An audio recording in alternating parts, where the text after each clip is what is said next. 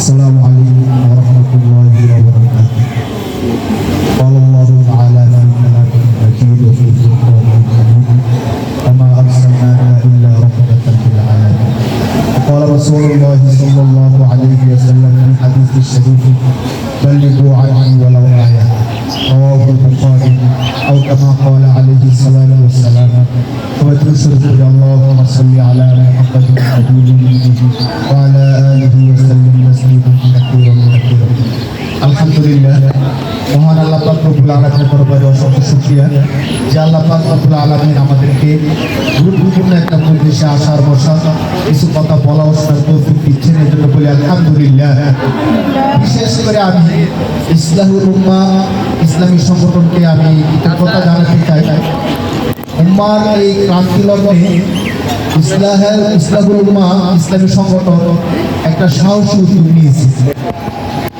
অন্য কেউ যেমনভাবে উদ্যোগ নেয় অথবা না নেয় সেদিকে না তাকিয়ে ইসলাহুল উম্মাহ যে আমাদেরকে এত চমৎকার একটা বিষয়ে আলোচনা করার জন্য সুযোগ করে দিয়েছে, এমন মহান একজন ব্যক্তির সম্পর্কে যে একটা কথা বলার এবং শোনার সুযোগ করে দিয়েছেন, এই জন্য আমি আমার অন্তর অন্তঃস্থল থেকে আমি ইসলাহুল উম্মাহ ইসলামী সংগঠনকে ধন্যবাদ জানাতে চাই।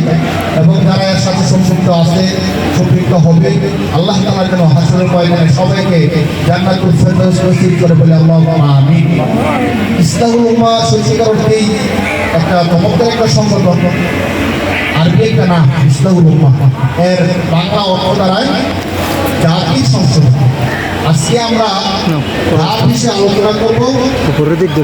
ভারতীয় আধিপত্যবাদ বিরোধী বিপ্লবী শহীদ শরীফ ওসমান হাদি, এই ভাই চাইছিলেন বর্তমান ঘুরে ধরা যে সমাজ, ঘুরে ধরা যে উম্মাহ, এই উম্মাহকে পরিবর্তন করে, উম্মাহ আরবি শব্দের অর্থ হলো জাতি, এই জাতিকে পরিবর্তন করে সুন্দর সুশৃঙ্খল ইনসাফের একটা রাষ্ট্র করার জন্য শহীদ শরীফ ওসমান হাদি চেয়েছিলেন।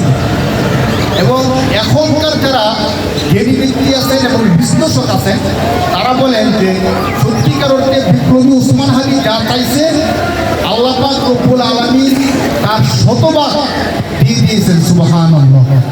যদি তিনি বেঁচে থাকতেন, এখন বিশ্লেষকরা বলেন তিনি যদি বেঁচে থাকতেন অনেক কিছু করতেন। তিনি তার প্রাণের মধ্যে বলতেন যে আমি আগামী 5 বছরে কী করতে চাই, একটা ভিডিও আছে আপনারা দেখবেন যে আগামী 5 বছরে সে কী করতে চায়, সেই কথাগুলো বলছে। তো আমি এখন যে কথাটা বলি, যদি ওসমান হাদি বেঁচে থাকতো তাহলে আগামী 5 বছর সে এই কাজগুলো করতো, কিন্তু সে করতো একক ব্যক্তি হিসেবে। কিছু লোক তার পাশে দাঁড়াইতো, আবার কিছু লোক তার বিরোধী হইত। স্বাভাবিকভাবে আপনারা খেয়াল করেন, সেই যে ঢাকা 8 আসনের মধ্যে সে নির্বাচনে দাঁড়াইছিল, এই 8 আসনে সবাই কি তার পক্ষে ছিল? ছিল না। আপনারা যদি ঢাকা সম্পর্কে আইডিয়া থাকে আপনাদের কারো, ঢাকার মধ্যে সবচেয়ে গ্যাংস্টারের যে এলাকা, ওই এলাকার নাম হলো ঢাকা 8 আসন। আপনারা জানেন কিনা? অনেকে বলছে ওসমান হাদিকে যে তুমি একটা তরুণ, তুমি সাহসী, ঠিক আছে, তুমি নতুন, তুমি দাঁড়াইলে সহজ কোনো একটা এলাকার মধ্যে দাঁড়া, তুমি এখানে গ্যাংস্টারের এলাকার মধ্যে আসছো। তখন ওসমান হাদি বলছিল যে আরে যারা সহজ কাজ করে, সহজ কাজটা সবাই করতে পারে, আর সহজ কাজের মধ্যে যেমন কোনো প্রত্যাহার নাই। কিন্তু আমি চাইতেছি এখানে যদি কঠিন হয়ও, এই কঠিন কাজটা আমি করব, কারণ যারা সফল এবং ভালো কিছু করতে চায় তারা কিন্তু চ্যালেঞ্জ না নিলে ভালো কিছু করা যায় না। সত্যিকার অর্থে আপনারা একটা কথা শুনছেন, আমরা ইতিহাসের পাতায় এই কথাটা লেখা আছে এবং অতীত ইতিহাসে আমরা এই জিনিসটা বাস্তবতা পাইছি। কিন্তু বর্তমানে একদম জ্বলন্ত প্রমাণ ওসমান হাদি ইতিহাসের লেখাটা আপনাদেরকে বলি, আপনারা অনেকে শুনছেন কথাটা কি, কোনো ব্যক্তি যদি পরিশ্রম করে ঘাম জড়ায় তাহলে সে তার পোশাক বদলায়, আর কোনো ব্যক্তি যদি সংগ্রাম করে শরীরের রক্ত জড়ায় তাহলে সে পোশাক বদলায় না, বরং সে একটা জাতির ইতিহাস বদলাবে। ঠিক কিনা? আপনারা একটু খেয়াল করেন, বিপ্লবী ওসমান হাদি সংগ্রাম করতে গিয়ে সে তার শরীরের রক্ত জড়াইছে, যার কারণে বাংলাদেশের ইতিহাস বদলায় গেছে। শুধু বদলায় গেছে না, এখন দেখেন অনেক মা সরাসরি ওসমান হাদি জীবিত থাকতে গিয়ে বলছে ওসমান আমার ওসমান, এই হাদি আমার হাদি। আর এখন আপনারা দেখতেছেন সোশ্যাল মিডিয়ার মধ্যে অনেক বাবারা তাদের সন্তানদেরকে শাহবাগে নিয়ে আসছে এবং বলতেছে যে আমার এই সন্তানকে আমি ওসমান হাদির মতো তৈরি করবো। সুবহানাল্লাহ, চিন্তা করেন তো। ঠিক ওসমান হাদি থাকলে অনেক কিছু করতো অবশ্যই, কিন্তু তার চিন্তা চেতনা ভেঙে যাওয়ার কারণে এখন সে একা না, এখন সারা বাংলাদেশ ওসমান হাদি হয়ে গেছে। সুবহানাল্লাহ, মানে আপনারা অবাক হবেন, বাংলাদেশের মধ্যে যাদেরকে বুজুর্গ আলেম বলা হয় তাদের মধ্যে একজন আছেন চরমনায় পীর সাহেব হুজুর, আপনারা জানেন, আরেকজন আছেন মোস্তাকুল নবী কাসেম। মানে মাহফিলের স্টেজের মধ্যে তারা শুধু শুনবে যে ওসমান হাদি শহীদ হয়ে গেছে, মৃত্যুবরণ করছে। ওই অবস্থায় তারা এমনভাবে কান্নাকাটি শুরু করে দিচ্ছে, মানে একজন আত্মীয় নিজের বললে কিভাবে কাটে সেভাবে কাটে। চিন্তা করেন, এই ভালোবাসা তৈরি করছে কে? আল্লাহ। কে তৈরি করছে ভাই? কেন তৈরি করছে এখন আসেন। আপনারা জানেন দেশপ্রেম ইমানের একটা অঙ্গ। আমি আমার মসজিদে জুমার মধ্যে বলছিলাম বিষয় বলতে গিয়ে যে সত্যিকার প্রকৃত মুমিন তার অন্তরে অবশ্যই দেশের ভালোবাসা থাকবেই থাকে। এখন বিশ্লেষণ করলে দেখবেন যে প্রকৃত মুমিন তার অন্তরে প্রকৃত দেশপ্রেম, আর যে প্রকৃত মুমিন না, মুনাফিক, মুখে বলে একটা কাজ করে আরেকটা, সে সত্যিকার অর্থে তার মধ্যে দেশপ্রেম নাই। রাসূলুল্লাহ সাল্লাল্লাহু আলাইহি সাল্লাম প্রকৃত মুমিন ছিলেন, এই জন্য রাসূল সাল্লাল্লাহু আলাইহি সাল্লামের হৃদয়ের মধ্যে দেশপ্রেম ছিল।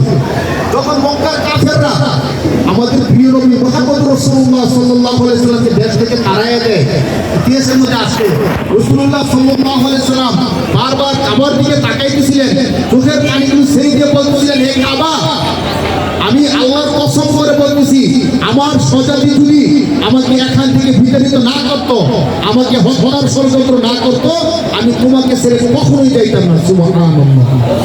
এই রাসূল মুহাম্মদুর রাসূলুল্লাহ আমাদের প্রিয় নবী আমাদেরকে দেশপ্রেম শিখিয়ে দিয়েছেন, যার কারণে যুগে যুগে দেখবেন যারা দেশকে ভালোবাসে তাদেরকে জনগণ সবাই ভালোবাসে। নয়তো আপনারা একটু চিন্তা করেন, ওসমান হাদি একজন মানুষ, একটা ব্যক্তি, তিনি মরে যাওয়ার পরে তার পক্ষে এত কেন আসে? আপনাদের এখানে যারা আছেন, আপনাদেরকে আমি বলি, আপনাদের কাউকে ওসমান হাদি 5 টাকা দিয়েছিল কেউ আছেন? কেউ বলতে পারবেন যে হ্যাঁ ওসমান হাদি আমাকে 5 টাকা দিয়েছে? আছে কেউ? বা আমাদের কাউকে ওসমান হাদি 1 কাপ চা খাওয়াইছে? খাওয়াই নাই।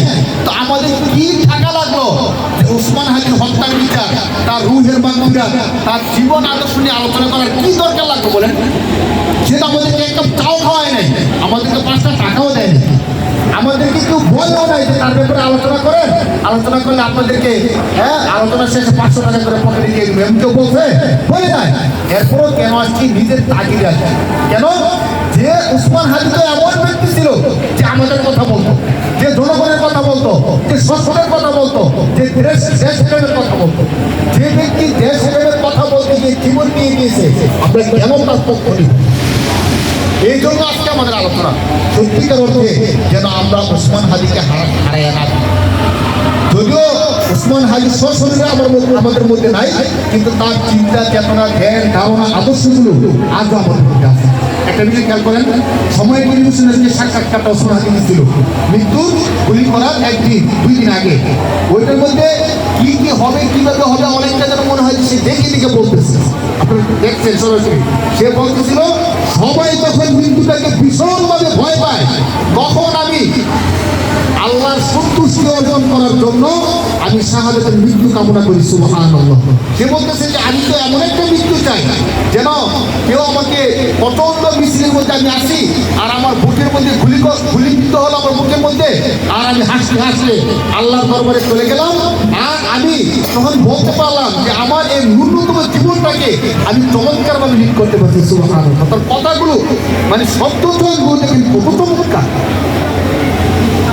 অথচ 2 দিন পরে তাকে এইভাবে গুলি করা হবে, কে জানতে বলে? আমরা কেউ জানতাম?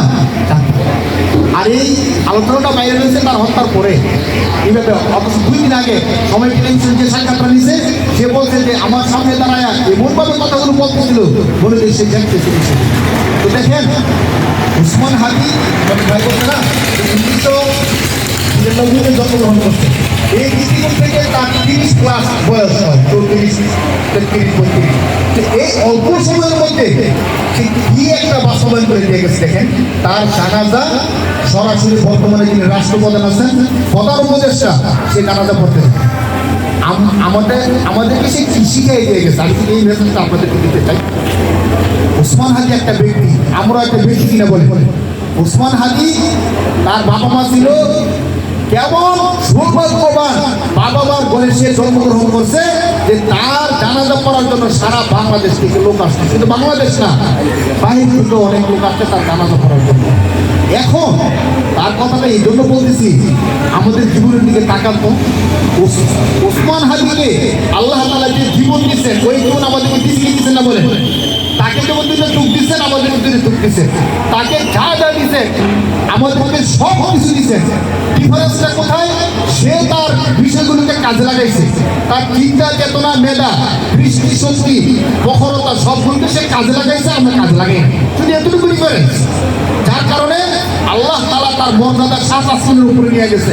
আর আমরা কাজে না লাগানোর কারণে বিশ্বাস করেন আমাদের মধ্যে আমরা যারা আছি, আফসোস আমরা যদি মারা যাই আমাদের এই 2-1 গ্রাম ছাড়া অন্য কেউ জান দিও, ঠিক কিনা বলে? আমাদের ছোট ভাই কালচারের কথাটা বলে গেছে যে এমন জীবন তুমি করিবে গঠন, মরণে হাসিবে তুমি, কাঁদিবে ভুবন। আপনারা বলেন ওসমান হাদি সত্যি কিন্তু তার কথা অনুযায়ী আস্তে আস্তে জীবন দিয়েছে না? কিন্তু তার জন্য তখন না, শুধু এখনো হাজার হাজার মানুষ কান্নাকাটি করে। এখনো তার কবরের পাশে গিয়ে মানুষ জড়ায় এখনো। এবং অনেক ভাই বলছেন যে তাহাজ্জুদের নামাজ পড়ে রোজা রাইখে রেখে আমরা ওসমান হাদির জন্য দোয়া করি। সুবহানাল্লাহ। তাহলে দেখেন নিজকে একটু কষ্ট করবেন যে আমি যদি মারা যাই আমার মৃত্যুর পরে একটা লোক আছে কিনা যে রোজা রাইখে তাহাজ্জুদ করে দোয়া করবে? একটু চিন্তা করেন তো। এত বছর জীবন হয়ে গেছে আমাদের, অথবা জীবন হবে, আমরা কি এমন একটি জীবন তৈরি করতে পারবো যে জীবনটা তৈরি করার ফলে এবং 10 জন ব্যক্তি পাওয়া যাবে যে আমার মৃত্যুর পরে সে রোজা রাইখে তাহাজ্জুদের নামাজ পড়ে দোয়া করবে? আল্লাহ ভালো জানে। উচিত ওসমান হাদি আমাদেরকে শিক্ষাটা দিচ্ছে যে আমি তো একজন ব্যক্তি হই, আমার মতো আল্লাহ একটা জীবনই দিচ্ছে। বলেন ওসমান হাদিকে 10টা জীবন দিছে? একটা জীবনই দিছে। আর একটা জীবনে 70 বছর সময় পেয়েছে না, 30+ সময় পেয়েছে। তো 30-এর মধ্যে তো ধরেন কিশোর আছে, শৈশব আছে, শিশু বয়স আছে, কোন পরে থেকে না ইয়া হয়। এই দৃষ্টিকোণ থেকে আপনাদেরকে আমি বলি, আচ্ছা ওসমান হাদিকে যারা হত্যা করছে তার শত্রু যারা ছিল তাদের টার্গেট ছিল, আমি এর আগে যে কথা বলছিলাম, সত্যিকার তাদের টার্গেট ছিল বাংলাদেশকে যারা ভালোবাসবে, ভারতের বিরোধিতা যারা করবে তাদেরকে শেষ করে দেওয়া, 1 নম্বরে।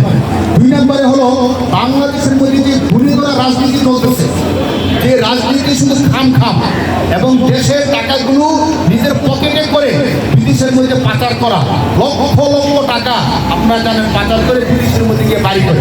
দেশের মানুষ খাইতে পারে না, ঘুমাইতে পারে না। বাংলাদেশের মধ্যে এত কষ্ট করে মানুষ চলাফেরা করে, আর তারা দেশের টাকাগুলো নিয়ে বেগম পাড়ায় বাড়ি করে। এক একজনের বাড়ি 10টা 15টা পর্যন্ত বিদেশে বাড়ি পাওয়া যাচ্ছে এক একজন। চিন্তা করে দেখেন, শুধু এক পুলিশ অফিসারের অ্যাকাউন্টে নাকি 6,000 কোটি টাকা। কোথেকে আসে এত টাকা? এই যে ওসমান হাদির প্ল্যান ছিল যে এই ভুলে ধরা যে পলিটিক্যাল, এই পলিটিক্যালটাকে আমি পরিবর্তন করে দিই। তার এই প্ল্যানটা ছিল যে বলছিল আমি যদি সংসদে যেতে পারি, সংসদে গিয়ে এমপিরা কি কি দুর্নীতি করে, তার অ্যাকাউন্টে দুর্নীতি কত টাকা আছে আমি সব চাষ করে দিই। তখন তো তাদের মাথা গরম হয়ে গেছে। তো একটা জিনিস চিন্তা করেন, আমি যে কথা বলতেছিলাম যে শত্রুদের প্ল্যান ছিল বাংলাদেশকে যারা ভালোবাসবে, ভারতের বিরোধিতা করবে, তাদেরকে বাংলাদেশে থাকতে দিবে না, অতীতেও থাকতে দেয়। যারা বাংলাদেশকে ভালোবাসে তাদেরকে হত্যা করে ফেলছে। কিন্তু ওসমান হাদিকে তারা হত্যা করছে ঠিক, ওসমান হাদির যে চিন্তা চেতনা ছিল এই চিন্তা চেতনাকে হত্যা করতে পারে না। অতীতে অনেক এমন ভালো মানুষ ছিল যারা ভারত বিরোধী ছিল, তাদেরকে খুন করে ফেলছে, এই করছে ওই করছে। কিন্তু ওসমান হাদিকে হত্যা করার পরে দেখে আল্লাহ তারা এমন একটা প্রজন্ম তৈরি করে দিচ্ছে। এখন এই যে শুধু ঢাকায় না, এখনো পর্যন্ত আলোচনা চলতেছে, এই কাজটা করে দিচ্ছে কে? আল্লাহ। কে করছে বলে? আল্লাহ করছে। আর ওসমান হাদির বিচারে দিচ্ছে। আপনাদেরকে চমৎকার একটা তথ্য হবে আপনাদেরকে নেই, মানে এই সরকার অথবা পরের সরকার কোন সরকার ওসমান হাদির 100% বিচার করবে কি করবে না, ছোট্ট একটা ধারণা আপনাদেরকে দিই। আমি যখন নরসিংদী লেখাপড়া করি তখনকার সময় একজন চেয়ারম্যানকে হত্যা করা হয়েছে। চেয়ারম্যানকে এইভাবে গুপ্ত হত্যা করছে। গুপ্ত হত্যা করার পরে তখন ওই জায়গার মধ্যে অনেক আন্দোলন হয়েছে, বিচার চাই, এই চাই, ওই চাই, সব কিছু হয়েছে। তখন এই চেয়ারম্যান ছিল সাবেক চেয়ারম্যান। আপনাদেরকে আমি বলি তথ্যটা, যে চেয়ারম্যানকে হত্যা করা হয়েছে এই চেয়ারম্যান কি সাবেক, আর তার বাকিজা হলো রানিং চেয়ারম্যান। সাবেক চেয়ারম্যানের বাকিজা রানিং চেয়ারম্যান। তো যখন জানাজা হইতেছে, আমি নিজে জানাজার মধ্যে ছিলাম, জানাজার মধ্যে সবাই তো কথা বলছে, তার বাকিজা যে রানিং চেয়ারম্যান সে অনেক চমৎকার কথা বলছে। আমার চাচাকে যারা এইভাবে হত্যা করছে তাদের হত্যার প্রতিশোধ আমি চাই, বিচার আমি চাই, অনেক কথা বলছে। বলার পরে যখন যাকে হত্যা করা হয়েছে সাবেক চেয়ারম্যান, তার ছেলেকে যখন দেওয়া হয়েছে কথা বলার জন্য, সে মাইকটা ধরে হাসতেছে। সবাই তো অবাক, বাবার জানা যায় সে কান্নাকাটি করে বেশি হাসতেছে। আমি নিজে সাক্ষী, হাসতেছে, মানে পাগল হয়ে গেলে যা করে না মনে হচ্ছে তা করতেছে। তো হাসার এক পর্যায়ে সে বলতেছে সার্কাস চলতেছে, সার্কাস, নাটক নাটক। যারা হত্যা করছে আমার বাবারে তারাই আমার বাবার হত্যা বিচার চাইতেছে। বলে ফেলছি আমার বাবাকে কারা হত্যা করছে আমি জানি, আমার বাবার হত্যার বিচার যে হবে না এটাও আমি জানি। এখানে চলতেছে সার্কাস, নাটক চলতেছে, নাটক। তখন সে বলছিল যে আপনারা বলেন এই মরসুন্দির যে মেয়র ছিল লোকমান, আপনারা কেউ শুনছেন কিনা? মরসুন্দির 1 নম্বর মেয়র ছিল লোকমান। এই যে লোকমানকে যে হত্যা করা হয়েছে তার বিচার কি আদৌ হয়েছে? সে কিন্তু সারা মরসুন্দির পপুলার মেয়র ছিল এবং খুব উপরে পর্যায়ের লোক ছিল, সে তার হত্যার বিচার হয় না। তা আমি নিজেগুলো দেখছি, যুগে যুগে দেখেন এই হত্যাগুলোর বিচার হয় না। হয়তো বাংলাদেশের যে সিস্টেম, যে গোয়েন্দা প্রশাসন, র্যাব, এই সেই এত সব কিছু থাকা সত্ত্বেও ওসমান হাদিকে প্রকাশ্যে গুলি করে এই শুটার কিভাবে চলে যায় ইন্ডিয়া, আর ইন্ডিয়া চলে গেল, তাদেরকে সাথে সাথে তথ্যগুলো দিল কে, কোথায় যাচ্ছে, কিভাবে যাচ্ছে, কখন গেছে, সব তথ্য আছে। ধরতে পারছেন না কেন? কেন করছেন না বলে? আপনারা জানেন শেখ সাহেবের হত্যার বিচারের জন্য তৎকালীন স্বৈরাচার প্রধানমন্ত্রী যিনি ছিলেন, তিনি ভারত থেকে বিভিন্ন দেশ থেকে তার হত্যাকারীদেরকে নিয়ে আসছে। এমন সংবাদের মধ্যে আসছে যে তার হত্যার বিচার করার জন্য, শেখ মুজিবুরের হত্যার বিচার করার জন্য কবর থেকে হাড় তুলে নিয়ে আসছে সাক্ষী শুরু। আদালতে সাক্ষী দেওয়ার জন্য কি তুলে নিয়ে আসছে?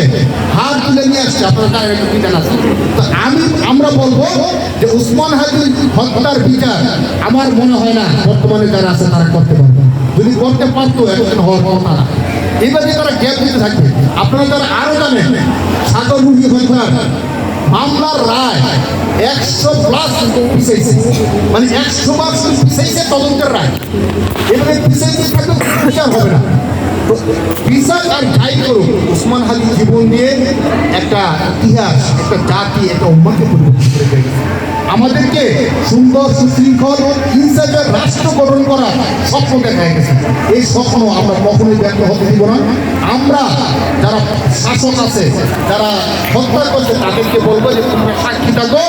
যদি কবর থেকে হাত তুলে এনে কোনো ব্যক্তির বিচার করা যায়, ওসমান হাদির হত্যার বিচার, যদি তোমাদের লাশ পচে যায় কবরের মাটি এনে আমরা তোমাদের হত্যার বিচার করবো। ঠিক কিনা বলেন?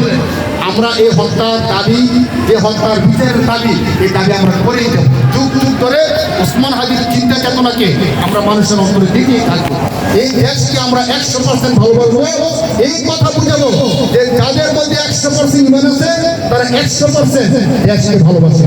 দেশের জন্য, ইসলামের জন্য, দেশ ভালোবাসার কল্যাণে আমরা এই দেশকে ভালোবাসবো। ওসমান হাদির জন্য দোয়া করবো এবং ওসমান হাদির যে শিক্ষাটা আমাদেরকে দিতে চাইছেন ওই শিক্ষাটা আমরা নিব। সর্বশেষ আমার বলিদের জন্য যুবক ভাই, ছোট ছাত্র বন্ধু যারা আছেন এবং আমি সহ এই শিক্ষাটা আমরা নেই যে দেলোয়ার হোসেন সাইদ সাহেব মারা গেছেন, লক্ষ লক্ষ মানুষ তার জন্য কাঁদছে, কাঁদছে না বলে কাঁদছে। তো আমরা এখন থেকে একটা জীবন তৈরি করে আসি যাতে করে আমি মারা যাওয়ার পরে অন্তত স্বার্থহীন, আমার বাবা মা কাঁদবে, স্বার্থ আছে, আমার ভাই যারা কাঁদবে তারা আমার আত্মীয়, কিন্তু এমন কিছু রূপ যেন আমাদের হয় যারা নিঃশ্বাসে আমার জন্য কাঁদবে, যারা তাহাজ্জুদের নামাজ পড়ে আমার জন্য দোয়া করবে। আসলে আমরা এমন একটা জীবন তৈরি করি, চাইলে সম্ভব।